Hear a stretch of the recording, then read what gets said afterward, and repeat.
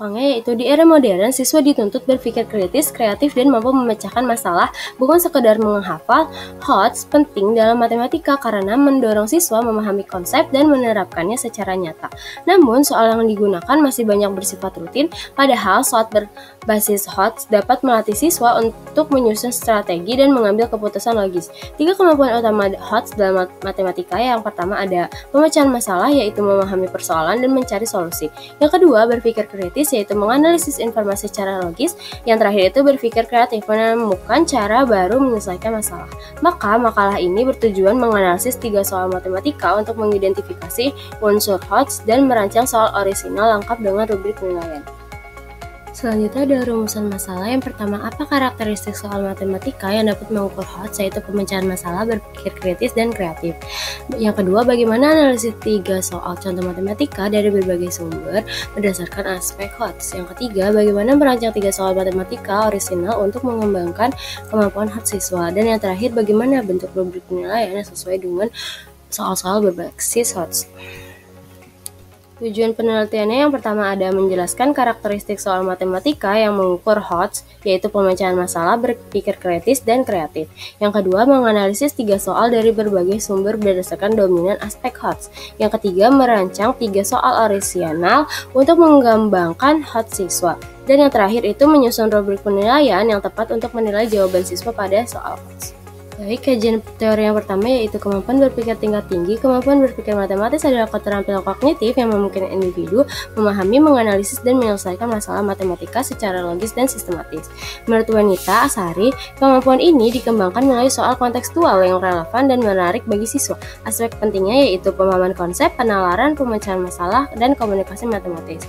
Pengembangan dilakukan melalui strategi seperti diskusi, eksplorasi, dan pemecahan masalah. Di sini ada kemampuan pemecahan masalah matematis. Nah, menurut Murdiana 2020, yaitu pembelajaran matematika yang melibatkan pemecahan masalah dapat meningkatkan pemahaman siswa terhadap materi, kemampuan analisis, serta kemampuan menggunakan konsep-konsep yang telah dipelajari dalam berbagai situasi nyata. Nah, aspek pemecahan masalah matematis yaitu ada 1. Identifikasi masalah, kemampuan mengenali dan memahami permasalahan, menginterpretasikan informasi, dan menentukan apa yang diketahui dan ditanyakan. Yang kedua yaitu perencanaan strategi, yaitu merancangkan langkah penyelesaian dengan memilih metode, rumus, atau strategi yang sesuai. Yang ketiga yaitu pelaksanaan strategi, yaitu menerapkan strategi secara sistematis melalui perhitungan atau manipulasi simbol sesuai rencana. Yang keempat yaitu evaluasi dan refleksi, meninjau proses dan hasil serta mempertimbangkan cara penyelesaian lain yang lebih efisien.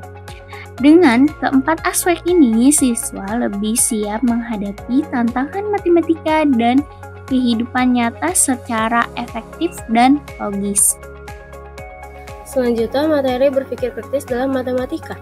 Berpikir kritis adalah proses berpikir terarah, logis, dan reflektif dalam mengevaluasi informasi dan argumen untuk mengambil keputusan yang tepat. Kemampuan ini mencakup analisis, penilaian, dan sintesis informasi secara sistematis untuk memahami masalah dan menarik kesimpulan kuat. Indikator kemampuan berpikir kritis matematis menurut Usman, yang pertama penjelasan sederhana, yaitu memahami dan menjelaskan informasi dasar. Yang kedua, keterampilan dasar, yaitu mengidentifikasi dan menggunakan konsep relevan.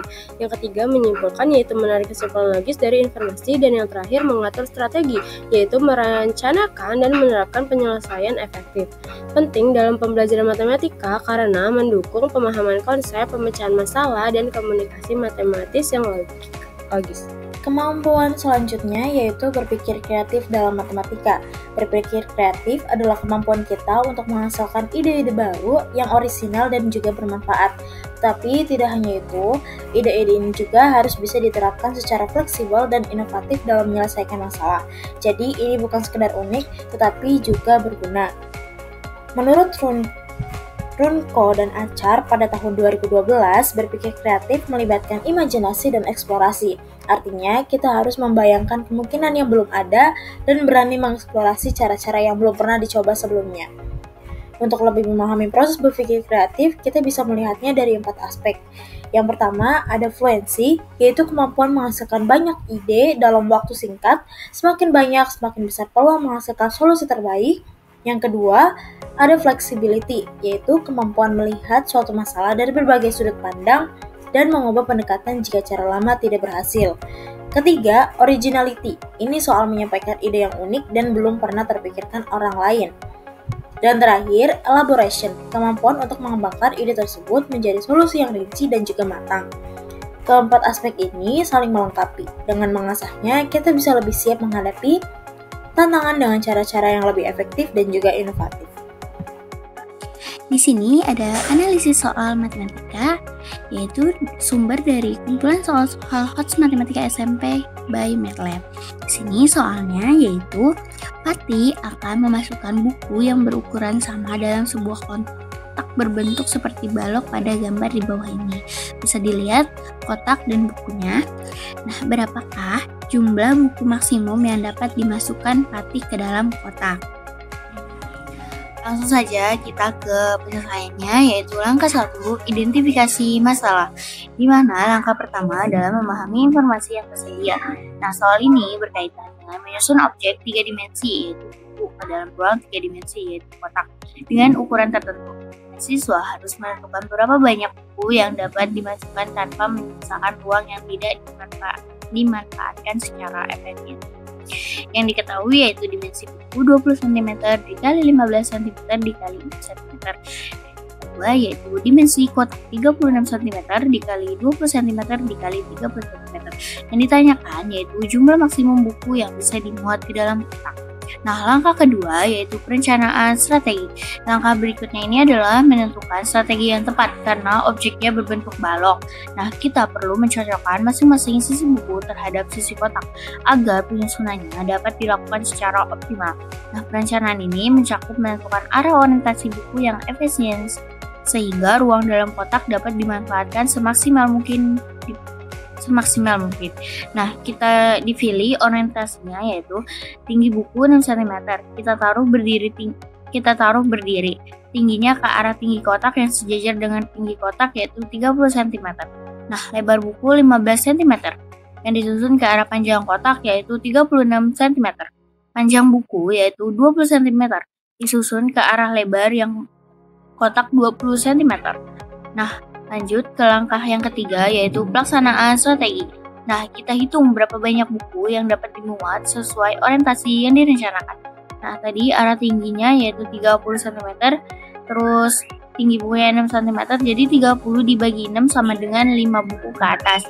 Arah panjangnya yaitu panjang kotaknya kan tadi 36 cm, lebar bukunya 15 cm, yang berarti 36 dibagi 15 sama dengan 2 yang berarti 2 buku berjajar. Nah, arah lebar kotak kan tadi 20 cm, terus panjang bukunya 20 yang berarti 20 cm dibagi 20 cm sama dengan 1 buku, yang berarti total bukunya yaitu 5 tinggi dikali 2 panjang dikali 1 lebar sama dengan 10 buku. Langsung saja kita ke penyelesaiannya, yaitu langkah 1, identifikasi masalah, di mana langkah pertama adalah memahami informasi yang tersedia. Nah, soal ini berkaitan dengan menyusun objek 3 dimensi, yaitu buku dalam ruang 3 dimensi, yaitu kotak, dengan ukuran tertentu.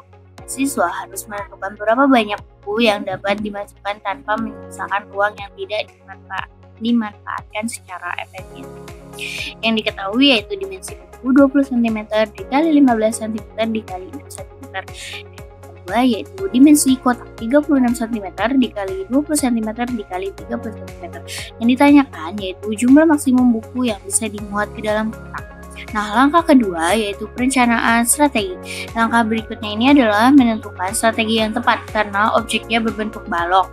Nah, kita perlu mencocokkan masing-masing sisi buku terhadap sisi kotak agar penyusunannya dapat dilakukan secara optimal. Nah, perencanaan ini mencakup menentukan arah orientasi buku yang efisien sehingga ruang dalam kotak dapat dimanfaatkan semaksimal mungkin. Nah, kita dipilih orientasinya yaitu tinggi buku 6 cm. Kita kita taruh berdiri. Tingginya ke arah tinggi kotak yang sejajar dengan tinggi kotak yaitu 30 cm. Nah, lebar buku 15 cm. Yang disusun ke arah panjang kotak yaitu 36 cm. Panjang buku yaitu 20 cm. Disusun ke arah lebar yang kotak 20 cm. Nah, lanjut ke langkah yang ketiga yaitu pelaksanaan strategi. Nah, kita hitung berapa banyak buku yang dapat dimuat sesuai orientasi yang direncanakan. Nah, tadi arah tingginya yaitu 30 cm, terus tinggi bukunya 6 cm, jadi 30 dibagi 6 sama dengan 5 buku ke atas. Arah panjangnya yaitu, panjang kotaknya kan tadi 36 cm, lebar bukunya 15 cm, yang berarti 36 dibagi 15 sama dengan 2, yang berarti 2 buku berjajar. Nah, arah lebarnya, lebar kotak kan tadi 20 cm, terus panjang bukunya 20, yang berarti 20 cm dibagi 20 cm sama dengan 1 buku, yang berarti total bukunya yaitu 5 tinggi dikali 2 panjang dikali 1 lebar sama dengan 10 buku. Nah, identifikasi kemampuan dan alasan. Nah, identifikasi kemampuan soal ini bertujuan untuk mengukur kemampuan siswa dalam memahami situasi kontekstual dan mengubahnya ke dalam bentuk matematika. B. Memilih strategi yang tepat untuk menyusun benda 3 dimensi secara efisien. Yang C. Yaitu melakukan perhitungan logis berbasis pembagian dan pengukuran panjang sisi. Nah, soal ini secara dokumen itu mengukur kemampuan pemecahan masalah matematis. Alasannya, soal ini mengukur kemampuan pemecahan masalah matematis karena siswa harus melalui tahapan berpikir yang tidak sekadar menghafal rumus atau menerapkan langkah rutin. Soal ini menuntut siswa untuk mengidentifikasi informasi dari konteks kehidupan nyata, menyusun strategi pemecahan, dan melakukan perhitungan berdasarkan logika ruang dan ukuran. 1. Identifikasi masalah. Siswa harus bisa menangkap maksud soal, yaitu mencari tahu berapa banyak buku yang bisa dimasukkan ke dalam kotak dengan memperhatikan ukuran panjang, lebar, dan tinggi dari buku dan kotak. Indikatornya yaitu siswa dapat menyebutkan ukuran masing-masing benda dengan benar. Siswa bisa menyadari bahwa orientasi buku disusun berdiri atau tidur memengaruhi hasil. Siswa paham bahwa volume saja tidak cukup, tapi harus mempertimbangkan posisi nyata dalam ruang. Yang kedua yaitu perencanaan strategi. Soal ini tidak bisa diselesaikan hanya dengan rumus. Siswa perlu memikirkan bagaimana cara menyusun buku agar jumlahnya maksimal dengan mencoba-coba arah perletakan yang paling efisien. Indikatornya yaitu siswa bisa memilih sisi buku mana yang cocok dengan sisi kotak tertentu. Siswa mampu menentukan orientasi penyusunan berdasarkan logika. Nah, siswa berpikir fleksibel dan tidak hanya terpaku pada satu cara. Yang ketiga yaitu pelaksanaan strategi. Setelah strategi ditentukan, siswa harus menghitung jumlah buku yang memuat di masing-masing arah, lalu mengalihkannya untuk dapat hasil akhir. Indikatornya yaitu melakukan pembagian ukuran kotak dengan ukuran sisi buku secara benar, mengalihkan hasil pembagian untuk mendapatkan total jumlah buku, menuliskan langkah-langkahnya dengan jelas. Yang keempat yaitu evaluasi dan refleksi.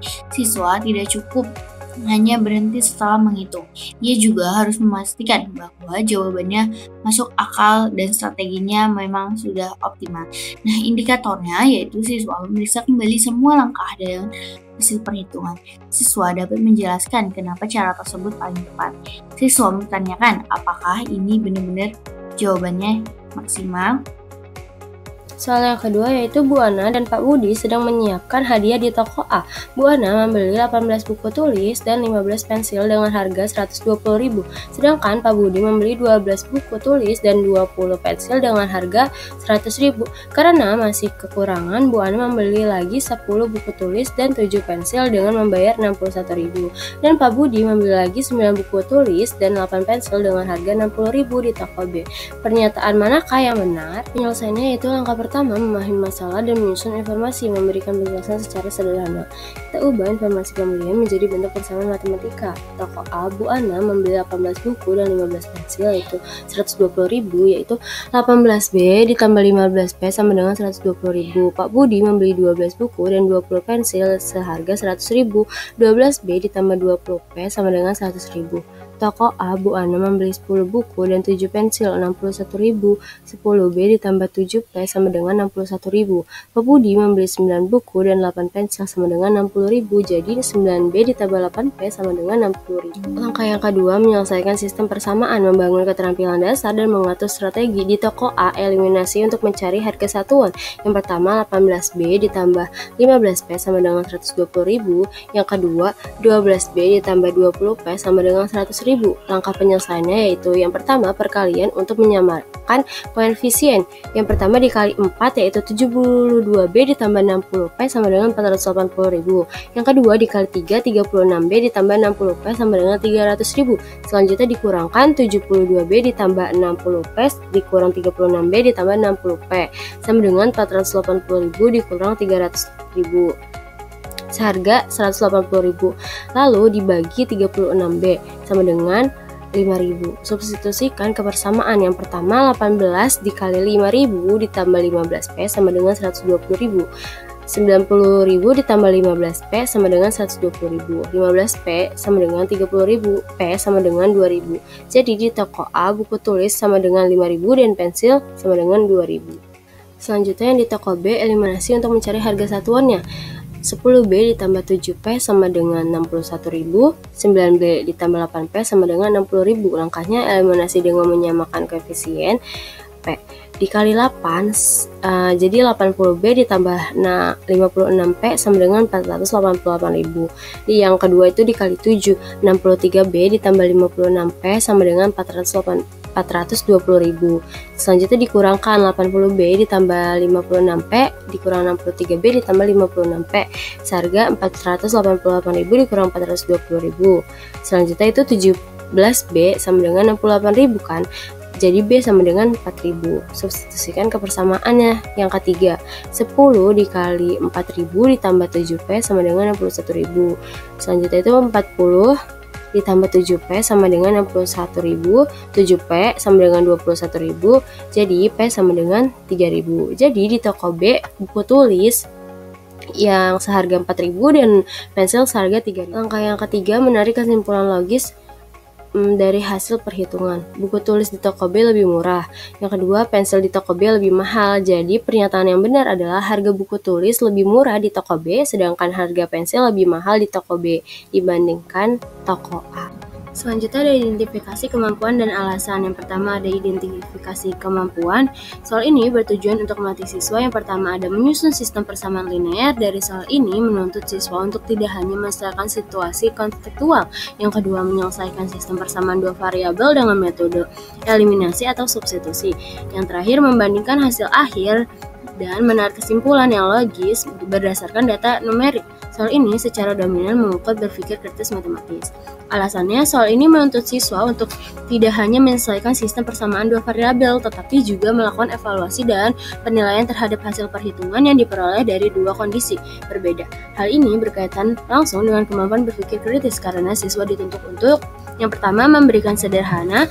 Dalam soal ini, siswa diminta memahami situasi pembelian di dua toko berbeda dan mengubahnya menjadi sistem persamaan linear. Artinya, siswa harus bisa menjelaskan data pembelian, yaitu jumlah barang dan total harga, dalam bentuk aljabar. Kemampuan ini menunjukkan bahwa siswa memahami informasi dasar dan dapat menjelaskannya dalam bentuk yang lebih terstruktur. Yang kedua, membangun keterampilan dasar. Setelah menyusun persamaan, siswa harus memilih dan menerapkan konsep dasar dalam aljabar, seperti eliminasi atau substitusi. Untuk menyelesaikan sistem persamaan dua variabel, ini menunjukkan kemampuan siswa dalam menggunakan konsep yang relevan sesuai konteks soal. Contoh penerapannya, yang pertama menyamakan koefisien untuk melakukan eliminasi. Yang kedua, melakukan substitusi nilai variabel untuk menemukan variabel lainnya. Yang ketiga, menyimpulkan. Setelah mendapatkan harga buku dan pensil di masing-masing toko, siswa harus membandingkan hasil tersebut dan menarik kesimpulan secara logis. Disinilah kemampuan menyimpulkan diuji. yaitu apakah siswa bisa menggunakan hasil hitung sebagai dasar untuk menjawab pertanyaan konseptual secara tepat. Yang terakhir itu mengatur strategi dan taktik. Kemampuan ini terlihat dari bagaimana siswa memilih cara menyelesaikan sistem persamaan yang ada, apakah mereka memilih metode yang efisien, apakah mereka menyusun langkah-langkah secara runtut dan logis. Ini mencerminkan pemikiran strategis dalam menyelesaikan masalah. Contoh penerapannya yaitu yang pertama menentukan bahwa metode eliminasi lebih cocok karena koefisien mudah disamakan. Yang kedua mengatur urutan perhitungan dari menyusun persamaan, menyamakan koefisien, mengurangi persamaan lalu substitusi. Selanjutnya soal nomor 3 berbunyi Rana menginginkan uang sejumlah Rp500.000 diambil dalam 2 ATM dengan nilai nominal yang berbeda, yaitu Rp100.000 dan Rp50.000. Berapa banyak variasi pengambilan uang yang dapat dilakukan Rana untuk mengambil uang tersebut? Soal ini bersumber dari contoh soal matematika higher order thinking skill atau HOTS dari Script. Untuk menyelesaikan soal yang tadi, langkah pertama yaitu memahami masalah. Diketahui, kita harus mencari informasi-informasi yang sudah dijabarkan pada soal. Yang pertama, total uang itu yang ingin diambil adalah Rp500.000. Pecahan yang tersedianya itu Rp100.000 dan juga Rp50.000. Nah, yang ditanyakan itu mencari banyaknya variasi jumlah lembar dari dua pecahan tersebut yang jika dijumlahkan sama dengan Rp500.000. Nah, lanjut ke langkah yang kedua, yaitu menentukan strategi penyelesaian menggunakan pendekatan dengan memvariasikan jumlah lembar uang 100.000, kemudian mencari berapa lembar 50.000 yang dibutuhkan untuk melengkapi hingga total Rp500.000. Nah, misalkan terlebih dahulu, X itu merupakan jumlah lembar uang Rp100.000. Sedangkan Y adalah jumlah lembar uang Rp50.000. Nah, maka model matematikanya yaitu 100.000 X ditambah 50.000 Y sama dengan Rp500.000. Nah, kita sederhanakan menjadi 2X ditambah Y sama dengan 10. Kita pindah ruaskan menjadi Y sama dengan 10 dikurangi 2X. Nah, dari model matematika tersebut, kita mendapatkan syarat bahwa X dan Y adalah bilangan bulat, lebih besar dari sama dengan 0. Y itu tidak boleh negatif, maka Y dikurangi 2X lebih besar dari sama dengan 0, yang mana artinya X itu harus kurang dari sama dengan 5. Jadi, X itu dimulai dari 0 hingga 5. Lanjut ke langkah yang ketiga, yaitu menentukan semua kemungkinan. Kita hitung semua nilai X dari 0 sampai 5, karena kalau misalkan kita menggunakan 6 lembar 100.000, maka sudah lebih dari 600.000. Makanya X itu hanya dibataskan menjadi sampai 5. Dan cari nilai Y-nya, yaitu 1 dikali 0 lembar 100.000 ditambah 10 lembar 50.000. Total nilainya adalah 0 ditambah 10 dikali dengan 50 sama dengan 500.000. Kombinasi selanjutnya yaitu 1 dikali 1 lembar 100.000 ditambah 8 lembar kali 50.000, total nilainya adalah 100 ditambah 8 kali 50, yaitu menjadi 100 ditambah 400.000 sama dengan Rp500.000.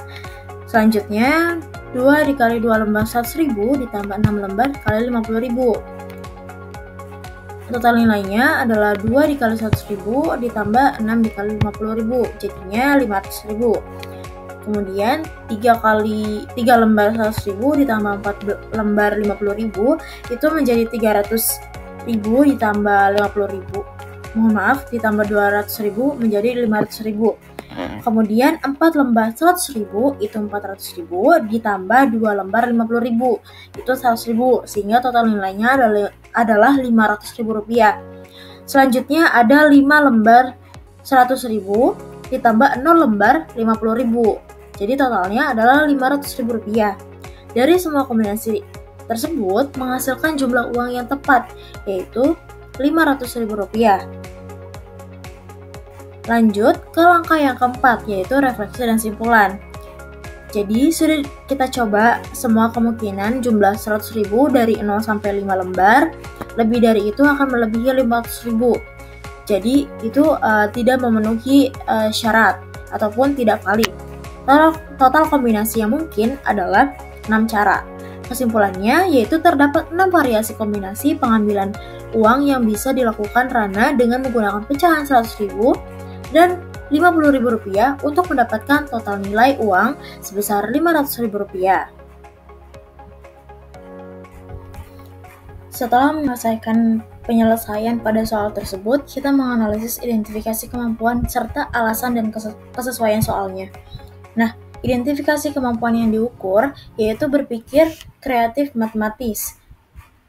Tujuan soalnya itu, soal ini bertujuan untuk mengukur kemampuan siswa dalam berpikir kreatif, khususnya saat menyusun berbagai kemungkinan kombinasi penyelesaian sesuai dengan syarat tertentu. Siswa tidak hanya diminta menemukan satu jawaban, melainkan seluruh variasi solusi yang mungkin. Ini menuntut cara berpikir yang terbuka, sistematis, dan juga fleksibel. Untuk alasan dan kesesuaian soalnya, soal ini termasuk soal terbuka atau open-ended karena tidak hanya memiliki satu jawaban, tetapi mendorong siswa mengeksplorasi banyak solusi yang benar. Hal ini sangat sesuai dengan indikator kemampuan berpikir kreatif matematis yang meliputi yang pertama ada fluensi atau kelancaran menghasilkan ide. Siswa itu ditantang untuk menghasilkan seluruh kombinasi lembar uang yang mungkin, seperti 0 lembar 100.000 ditambah 10 lembar 50.000, 1 lembar 100.000 ditambah 8 lembar 50.000, dan seterusnya. Ini melatih kemampuan membuat daftar sistematis dan juga berpikir terbuka. Yang kedua, flexibility atau fleksibilitas strategi. Soal itu dapat diselesaikan dengan banyak cara. Yang pertama, itu kita bisa membuat tabel, menggunakan persamaan matematika, menebak dan menguji, menggunakan logika pola, yang mana kemampuan memilih dan mengganti strategi adalah ke dalam bentuk fleksibilitas berpikir. Aspek yang ketiga yaitu originality atau keaslian pendekatan. Beberapa siswa mungkin menyusun solusi dengan pendekatan unik, seperti membalik urutan kombinasi, membangun pengurangan bertahap dari total, menyusun program sederhana di kalkulator, yang mana ini menunjukkan inisiatif dan juga kreativitas dalam menemukan cara baru. Aspek yang terakhir yaitu elaboration atau perincian proses. Jadi siswa yang menjelaskan alasan di balik setiap kombinasi dan mengapa tidak ada kombinasi lain yang mungkin menunjukkan kemampuan menguraikan solusi secara mendalam dan juga logis. Jadi kesimpulannya itu, soal ini sangat tepat digunakan untuk melatih dan mengukur kemampuan berpikir kreatif matematis siswa, yang mana mengembangkan daya nalar, sistematika berpikir, dan kemampuan eksplorasi, serta meningkatkan kesiapan siswa menghadapi soal-soal HOTS yang mengutamakan proses bukan sekedar hanya hasil akhir saja.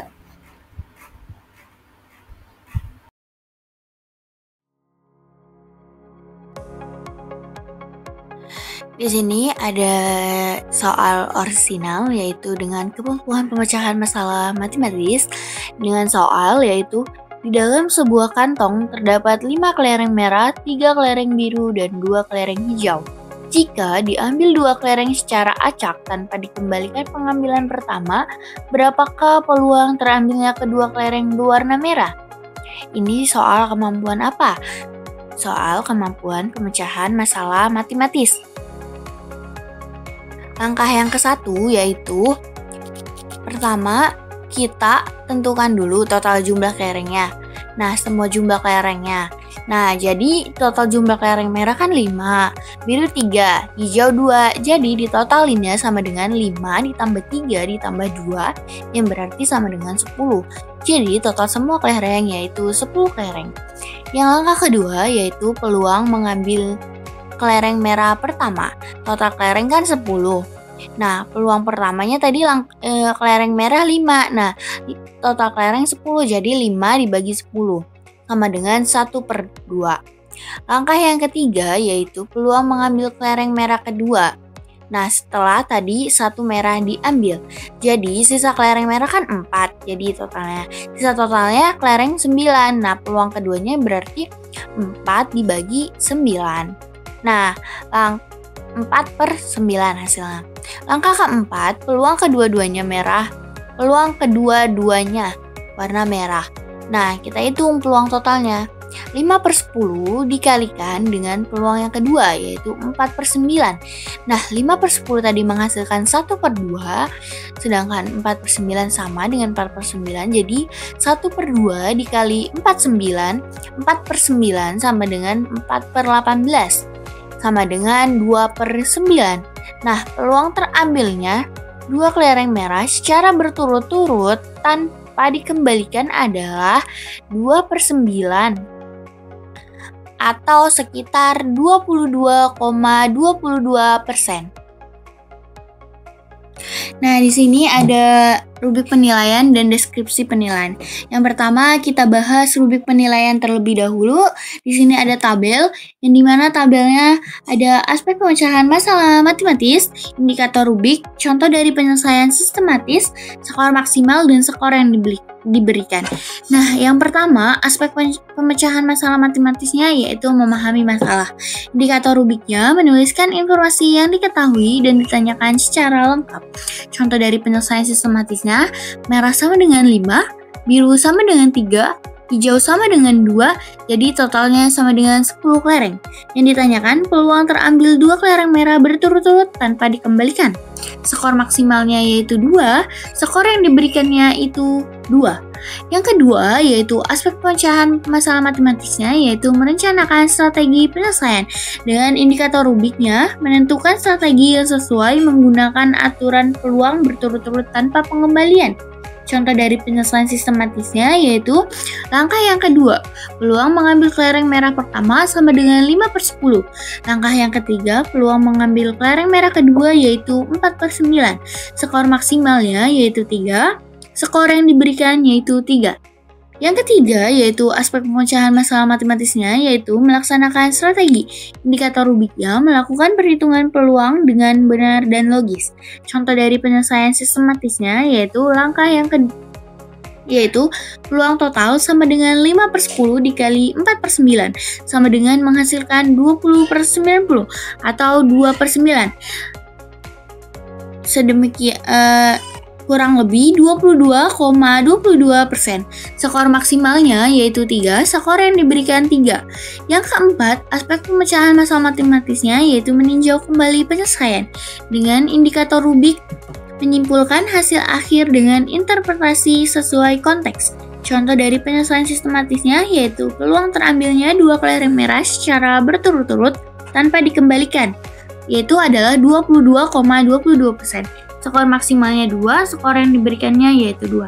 Jadi total skornya, skor maksimal 10, skor yang diberikan juga 10. Nah, yang kedua kita ngebahas deskripsi penilaian. Di sini 9-10 poin jawaban singkat lengkap, logis, dan menunjukkan pemahaman mendalam terhadap masalah. Menyertakan informasi yang tepat, strategi yang sesuai, perhitungan benar, dan kesimpulan yang relevan. 7-8 poin jawaban lengkap dan logis, menunjukkan pemahaman yang sebagian besar perhitungan benar, namun terdapat sedikit kekeliruan minor atau kurang lengkap dalam interpretasi akhir. 5-6 poin itu jawaban menunjukkan pemahaman umum terhadap masalah, namun logika atau langkah-langkah penyelesaian kurang kuat. Mungkin terdapat beberapa kesalahan dalam perhitungan atau strategi yang digunakan. Nah, 3-4 poin itu jawaban kurang logis dan menunjukkan pemahaman yang belum utuh terhadap soal. Nah, strategi penyelesaian tidak tepat atau tidak lengkap, serta terdapat kekeliruan yang signifikan dalam perhitungan atau kesimpulan. Nah, 0-2 poin itu jawaban tidak menunjukkan pemahaman terhadap soal atau tidak sesuai dengan prinsip logika matematika. Strategi penyelesaian tidak relevan atau tidak ada, serta penghitungan dan kesimpulan tidak tepat atau tidak diberikan sama sekali. Soal yang kedua yaitu kemampuan berpikir kritis. Di sebuah kotak terdapat 50 kartu, masing-masing bernomor dari 1-50. Santi mengambil 10 kartu secara acak satu persatu tanpa dikembalikan ke dalam kotak. Setelah dilihat semua kartu yang diambil bernomor ganjil, kemudian Santi berkata, "Karena semua kartu yang saya ambil bernomor ganjil, berarti semua kartu dalam kotak adalah bilangan ganjil." Pernyataannya, apakah kesimpulan Santi benar? Jelaskan alasanmu dengan menggunakan penalaran matematika.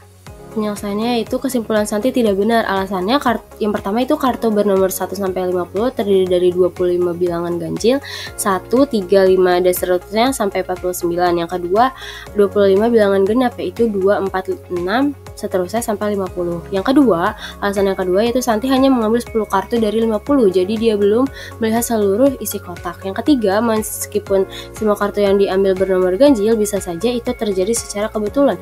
Masih ada kemungkinan kartu genap tersisa di dalam kotak. Dan yang terakhir, untuk membuktikan bahwa semua kartu dalam kotak ganjil, Santi harus memeriksa seluruh kartu, bukan hanya 10 kartu.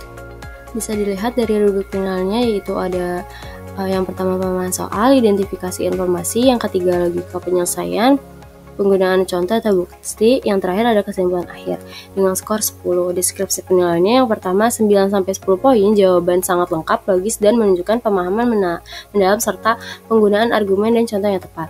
Yang kedua 7-8 poin, jawaban lengkap, logis, namun mungkin kurang dalam penggunaan contoh atau sedikit kekeliruan minor. Yang ketiga ada 5-6 poin, jawaban menunjukkan pemahaman umum tetapi logika kurang kuat atau ada kesalahan dalam argumen. Yang keempat ada 3-4 poin, jawaban kurang logis dan menunjukkan pemahaman yang belum utuh terhadap soal. Dan yang terakhir itu 0-2 poin, jawaban tidak menunjukkan pemahaman terhadap soal atau tidak sesuai dengan logika matematika. Soal yang ketiga yang disusun oleh Dewi Artati dengan kemampuan matematis yang diukur yaitu berpikir kreatif matematis. Yang soalnya berbunyi, Lina memiliki halaman rumah berbentuk lingkaran dengan keliling 62,8 meter. Di tengah halaman tersebut terdapat sebuah bangunan kecil berbentuk persegi seluas 36 meter persegi. Lina ingin menanami halaman yang tersisa dengan rumput, namun ia juga mempertimbangkan kemungkinan menanam sebagian area dengan tanaman bunga atau membuat jalur pijakan dari batu.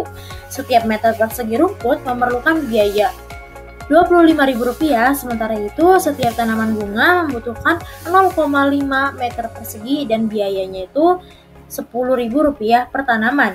Jika Lina hanya memiliki dana maksimal 7 juta dan ingin memanfaatkan seluruh area yang tersisa di halaman seefisien mungkin, buatlah minimal 2 rancangan alternatif penataan halaman yang bisa dipilih oleh Lina. Jelaskan alasan pilihannya dan tunjukkan perhitungan matematisnya secara lengkap. Gunakan V-nya itu sama dengan 3,14. Oke, baik, kita memasuki penyelesaiannya, yaitu diketahui dari soal tersebut, yaitu keliling lingkaran kita simbolkan sebagai K, yaitu sebesar 62,8 meter. Kemudian luas bangunan persegi A itu 36 meter persegi. Kemudian harga rumput per meter perseginya itu Rp25.000. Setiap tanaman bunga membutuhkan 0,5 meter persegi dan biayanya itu Rp10.000 per tanaman. Nah, dana maksimal yang dimiliki oleh Lina adalah 7 juta dan gunakan P-nya itu 3,14.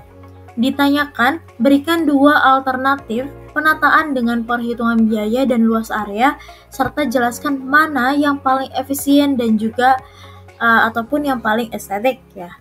Nah, jawabannya itu, yang pertama kita mencari jari-jari lingkaran dulu. Dari keliling lingkaran itu kan 62,8. Nah, dengan Pi-nya itu 3,14. Yaitu keliling lingkaran itu 2 dikali Pi dikali R. Nah, didapat R-nya itu 62,8 dibagi dengan 6,28, sehingga didapat jari-jarinya adalah 10 meter. Kemudian langkah yang kedua yaitu mencari luas lingkaran atau luas total halaman. Kita simbolkan dengan L. Nah, karena luas halamannya itu adalah luas lingkaran, rumus luas lingkaran itu adalah Pi dikali R kuadrat. Pi-nya adalah 3,14, R-nya itu sudah diketahui yaitu 10, sehingga 3,14 dikali 10 kuadrat didapat luasnya itu 314 meter persegi. Langkah yang ketiga yaitu menghitung luas area yang bisa ditanami rumput. Luas total halaman L yang sudah kita dapat tadi, kemudian dikurangin sama luas bangunan persegi yang kita simbolkan dengan A. Jadi 314 meter persegi dikurangi 36 meter persegi. Didapatkan bahwa luas areanya itu 278 meter persegi. Nah, sekarang Lina itu ingin memanfaatkan luas area yang tadi yang sudah kita hitung yaitu 278 meter persegi dengan kombinasi rumput dan bunga. Nah, sedangkan dana yang tersedia itu hanya 7 juta. Nah, kita masuki langkah yang keempat, yaitu membuat dua alternatif. Nah, untuk alternatif yang pertama itu kita mau coba semua ditanamin sama rumput. Luas area yang ditanami rumput itu sekitar 278 meter persegi. Nah, kita kalikan dengan harga rumputnya per meternya, yaitu 25.000. Sehingga didapat 6.950.000. Nah, sedangkan dana yang tersedia itu 7 juta. Nah, sehingga dana yang digunakan itu cukup. Nah, jadi kesimpulan dari alternatif satu ini menggunakan seluruh halaman untuk rumput, nah sehingga lebih maksimal penggunaan lahannya. Terus juga bisa hemat, sederhana, tetapi kurang efisien. Nah, untuk alternatif yang kedua yaitu kombinasi bunga dan juga rumput. Nah, jadi misalkan Lina itu kita mengambil 40 bunga. Sehingga luas bunganya itu 40 dikali 0,5 meter persegi sama dengan 20 meter persegi. Nah, luas rumputnya itu 278 meter persegi dikurangi dengan 20 meter persegi sama dengan 258 meter persegi. Nah, sehingga biaya bunganya itu 40 dikali 10.000 itu 400.000. Untuk biaya rumputnya yaitu sekitar 258 dikali 25.000 yaitu 6.450.000, maka total biayanya adalah 6.450 ditambah 400.000 sehingga didapat 6.850. Nah, sedangkan dana yang tersedia itu 7 juta sehingga dana yang digunakan itu cukup. Jadi kesimpulan dari alternatif kedua ini lebih estetik dan juga lebih hemat, cocok juga untuk Lina menginginkan variasi tampilan dan juga tetap efisien. Nah, langkah yang kelima yaitu menuliskan jawaban akhir dengan perbandingan dan juga rekomendasi. Kita buat perbandingan dari alternatif 1 dan 2. Untuk alternatif 1, luas rumputnya itu 278 dengan jumlah biayanya itu 0, total biayanya itu 6.950. Kelebihannya itu sederhana, maksimal penggunaan lahan. Kemudian alternatif yang kedua itu luas rumputnya 258 meter persegi, sedangkan bunganya itu 40. Kemudian total biayanya itu 6.850 sehingga kelebihannya itu lebih indah dan variasinya tetap efisien. Untuk rekomendasinya itu, jika Lina mengutamakan tampilan taman yang lebih menarik dan tetap hemat, maka alternatif kedua itu lebih disarankan. Karena taman itu memiliki dua variasi tanaman, yaitu rumput dan juga bunga, tetapi dengan biaya itu lebih hemat dan juga lebih efisien. Selanjutnya untuk rubrik penilaiannya itu memiliki 5 aspek, yaitu kelancaran, fluency, dengan indikator rubriknya itu menyusun langkah-langkah matematis secara runtut, jelas dan juga lengkap dengan skor maksimalnya itu 3. Kemudian aspek yang kedua yaitu fleksibilitas atau flexibility, dengan indikatornya itu menyediakan 2 alternatif solusi dengan pendekatan yang berbeda, skor maksimalnya itu 3. Yang ketiga ada originalitas atau originality, yaitu menambahkan ide atau konteks ataupun pola ataupun visual atau pendekatan khas oleh siswanya dengan skor maksimal itu 3. Kemudian yang keempat ada elaborasi, memberikan penjelasan alasan pilihan dan perbandingan alternatif secara logis dengan skor maksimalnya itu 3. Dan yang terakhir itu ada ketepatan atau akurasinya, yaitu dengan perhitungan luas, biaya, dan hasil akhirnya itu sangat akurat dengan skor maksimalnya itu 3. Jadi total skornya itu adalah 15. Dengan deskripsi penilaian, skor 3 itu sangat baik, menunjukkan pemahaman, kreativitas, dan penalaran yang kuat. Skor 2 itu cukup baik, ada ideologis tetapi kurang lengkap atau kurang jelas. Skor 1 masih terbatas, menunjukkan usaha tetapi kurang sesuai dengan indikator. Dan skor 0 itu tidak ada usaha atau tidak sesuai. Berdasarkan kajian teori, hasil analisis serta perancangan soal originalitas, itu dapat disimpulkan bahwa kemampuan berpikir tingkat tinggi atau higher order thinking skill itu sangat penting dalam pembelajaran matematika. Kemampuan seperti berpikir kritis, kreatif, dan juga logis membantu siswa tidak hanya dalam menyelesaikan soal matematika, tetapi juga dalam menghadapi permasalahan sehari-hari. Dari analisis 3 soal matematika dari berbagai sumber, terlihat bahwa masing-masing soal itu cenderung mengasah aspek HOTS tertentu. Hal yang sama berlaku untuk 3 soal orisinal yang dirancang secara spesifik untuk melatih kemampuan berpikir kritis, kreatif, dan juga pemecahan masalah, serta dilengkapi dengan rubrik penilaian yang juga objektif dan juga sistematis. Oleh karena itu, guru dan juga calon pendidik itu perlu lebih aktif dan inovatif dalam menyusun soal yang tidak hanya menilai jawaban akhir, tetapi juga menilai proses berpikir siswanya. Soal yang baik adalah soal yang mampu merepresentasikan cara siswa berpikir, bukan hanya sekedar mencari jawaban yang benar saja.